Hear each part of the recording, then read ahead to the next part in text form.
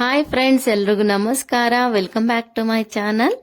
ನಾನು ಇವತ್ತಿನ ವಿಡಿಯೋದಲ್ಲಿ ತುಂಬಾ ಸಿಂಪಲ್ ಆಗಿ ಯಾವುದೇ ರೀತಿ ಸಾಸ್ಗಳನ್ನ ಬಳಸ್ತೇನೆ ಎಗ್ ರೈಸ್ ನ ಮಾಡಿ ತೋರಿಸ್ತಾ ಇದ್ದೀನಿ. ರುಚಿ ತುಂಬಾ ಚೆನ್ನಾಗಿರುತ್ತೆ, ಒಂದ್ಸರಿ ಟ್ರೈ ಮಾಡಲೇಬೇಕು. ಹೊಸದಾಗಿ ನಮ್ಮ ಚಾನಲ್ ನೋಡ್ತಾ ಇರೋರಾದ್ರೆ ಪ್ಲೀಸ್ ನಮ್ಮ ಚಾನಲ್ ಸಬ್ಸ್ಕ್ರೈಬ್ ಮಾಡ್ಕೊಂಡ್ಬಿಟ್ಟು ಪಕ್ಕದಲ್ಲಿ ಬರುವಂತ ಬೆಲ್ ಐಕನ್ ನ ಕ್ಲಿಕ್ ಮಾಡಿ. ಈ ವಿಡಿಯೋ ಇಷ್ಟ ಆದ್ರೆ ಒಂದು ಲೈಕ್ ಮಾಡೋದು ಮಾತ್ರ ಮರಿಬಾರ್ದು. ಇವಾಗ ಯಾವ ರೀತಿ ಮಾಡೋದು ಅಂತ ನೋಡ್ಕೊಂಬರೋಣ.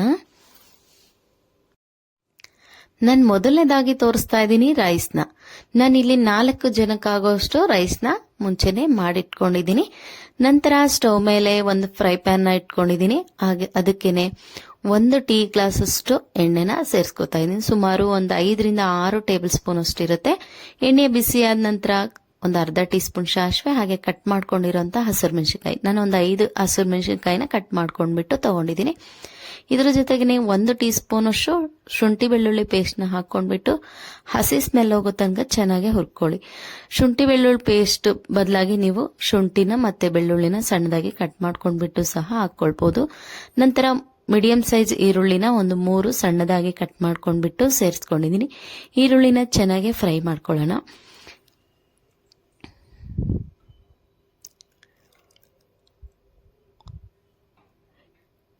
ಈರುಳ್ಳಿ ಈ ರೀತಿ ಚೆನ್ನಾಗಿ ಫ್ರೈ ಮಾಡ್ಕೊಂಡ್ಬಿಟ್ಟು ಕಲರ್ ಚೇಂಜ್ ಆಗೋ ತನಕ ಇದ್ರ ಜೊತೆಗೇನೆ ಸ್ವಲ್ಪ ಕರಿಬೇವಿನ ಸೊಪ್ಪು, ಹಾಗೇನೆ ಸಣ್ಣದಾಗಿ ಕಟ್ ಮಾಡ್ಕೊಂಡಿರೋಂತ ಒಂದು ಟೊಮೊಟೊನ ಸೇರಿಸ್ಕೊಡ್ತಾ ಇದ್ದೀನಿ. ಸೇರಿಸ್ಕೊಂಡ್ಬಿಟ್ಟು ಟೊಮೊಟೊ ಚೆನ್ನಾಗಿ ಸಾಫ್ಟ್ ಆಗಿ ಆಗ್ಬೇಕು, ಅಲ್ಲಿ ತನಕ ಚೆನ್ನಾಗಿ ಫ್ರೈ ಮಾಡ್ಕೊಳ್ಳೋಣ. ಫ್ರೈ ಮಾಡ್ಕೊಂಡು ನೋಡಿ, ಇವಾಗ ಟೊಮೊಟೊ ಚೆನ್ನಾಗಿ ಫ್ರೈ ಆಗಿದೆ. ನಾನು ಸೆಂಟ್ರಲ್ಲಿ ಸ್ವಲ್ಪ ಜಾಗನ ಮಾಡ್ಕೊಳ್ತಾ ಇದ್ದೀನಿ ಮೊಟ್ಟೆನ ಹೊಡ್ಕೊಳ್ಳೋದಕ್ಕೋಸ್ಕರ ಹಾಕೊಳ್ಳೋದಕ್ಕೋಸ್ಕರ. ನೋಡಿ, ನಾನು ಒಂದು 4 ಮೊಟ್ಟೆನ ಕಟ್ ಮಾಡ್ಕೊಂಡ್ಬಿಟ್ಟು ಸೇರಿಸ್ಕೊತಾ ಇದ್ದೀನಿ. ಮೊಟ್ಟೆ ನೀವು ಜಾಸ್ತಿನಾದ್ರೂ ಹಾಕೊಳ್ಬಹುದು, ಇಲ್ಲ ಒಂದು 2 ಮೊಟ್ಟೆಯಿಂದನೂ ಸಹ ಮಾಡ್ಕೊಳ್ಬಹುದು. ಈ ರೀತಿ ನಾನು 4 ಮೊಟ್ಟೆನ ಸೇರಿಸ್ಕೊತಾ ಇದ್ದೀನಿ. ಈ ರೀತಿ ಮೊಟ್ಟೆನ ಸೇರಿಸ್ಕೊಂಡ ನಂತರ ಚೆನ್ನಾಗಿ ಒಂದ್ಸರಿ ಮೊಟ್ಟೆನ ಮಿಕ್ಸ್ ಮಾಡ್ಕೊಳ್ತಾ ಫ್ರೈ ಮಾಡ್ಕೋಬೇಕು. ಎಲ್ಲಾನು ಚೆನ್ನಾಗಿ ಮಿಕ್ಸ್ ಮಾಡ್ಕೊಳ್ತಾ ಮೊಟ್ಟೆನ ಚೆನ್ನಾಗಿ ಫ್ರೈ ಮಾಡ್ಕೋಬೇಕು.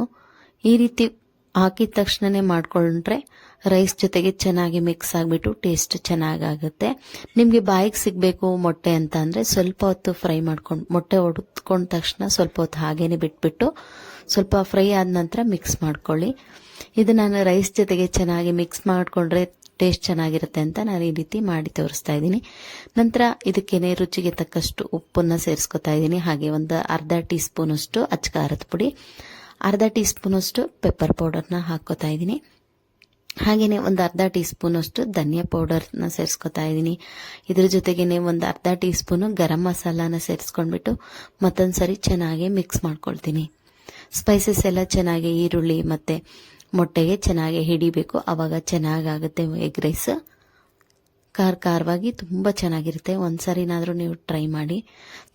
ಮೊಟ್ಟೆನ ತುಂಬಾ ಜಾಸ್ತಿ ಫ್ರೈ ಮಾಡ್ಕೊಳ್ದೇನೆ ಈ ರೀತಿ ಮಾಯಿಸ್ಟ್ ಇರೋ ತನಕ ಫ್ರೈ ಮಾಡ್ಕೊಂಡ್ರೆ ಸಾಕಾಗುತ್ತೆ. ಈ ರೀತಿ ಮಾಯಿಸ್ಟ್ ಆಗಿ ಇರಬೇಕು ಮೊಟ್ಟೆ. ನೋಡಿ, ಈ ರೀತಿ ಮಾಡ್ಕೊಂಡ ನಂತರ ಇದಕ್ಕೇನೆ ನಾವು ರೈಸ್ನ ಹಾಕೊಂಡ್ಬಿಟ್ಟು ಮಿಕ್ಸ್ ಮಾಡ್ಕೋಬೇಕಾಗತ್ತೆ.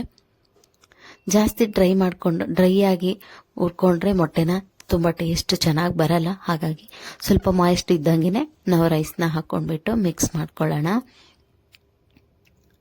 ಈ ರೀತಿ ರೈಸ್ನ ಹಾಕೊಂಡ ತಕ್ಷಣ ಇದಕ್ಕೇನೆ ಮೇಲಿಂದ ಸ್ವಲ್ಪ ಅಚ್ಚ ಖಾರದ ಪುಡಿ, ಹಾಗೇನೆ ಸ್ವಲ್ಪ ಧನಿಯಾ ಪೌಡರು, ಸ್ವಲ್ಪ ಪೆಪ್ಪರ್ ಪೌಡರು ಹಾಕೊಳ್ಳೋಣ.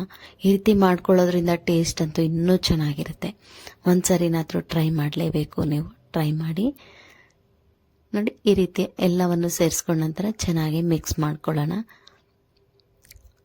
ಇವಾಗೆಲ್ಲಾನು ಮಿಕ್ಸ್ ಮಾಡ್ಕೊಂಡಿದ್ದಾಯ್ತು. ಇದ್ರ ಜೊತೆಗೇನೆ ಕಟ್ ಮಾಡ್ಕೊಂಡಿರೋಂತ ಕೊತ್ತಂಬರಿ ಸೊಪ್ಪನ್ನ ಸೇರಿಸ್ಕೊಂಡ್ಬಿಟ್ಟು ಒಂದ್ಸರಿ ಮಿಕ್ಸ್ ಮಾಡ್ಕೊಂಡು ಸರ್ವ್ ಮಾಡ್ಕೊಂಡೆ ಎಗ್ ರೈಸ್ ರೆಡಿ.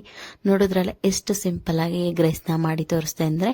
ಈ ವಿಡಿಯೋ ಇಷ್ಟ ಆಗಿದ್ರೆ ಒಂದು ಲೈಕ್ ಮಾಡಿ, ಹಾಗೆ ನಿಮ್ಮ ಫ್ರೆಂಡ್ಸ್ ಫ್ಯಾಮಿಲಿ ಮೆಂಬರ್ಸ್ಗೆ ಶೇರ್ ಮಾಡಿ. ಇನ್ನೂ ನಮ್ಮ ಚಾನಲ್ ಸಬ್ಸ್ಕ್ರೈಬ್ ಮಾಡ್ಕೊಂಡಿಲ್ಲ ಅಂದ್ರೆ ಈಗಲೇ ಸಬ್ಸ್ಕ್ರೈಬ್ ಮಾಡ್ಕೊಂಡ್ಬಿಟ್ಟು ಪಕ್ಕದಲ್ಲಿ ಬರುವಂತ ಬೆಲ್ ಐಕನ್ ನ ಕ್ಲಿಕ್ ಮಾಡಿ. Thanks for watching.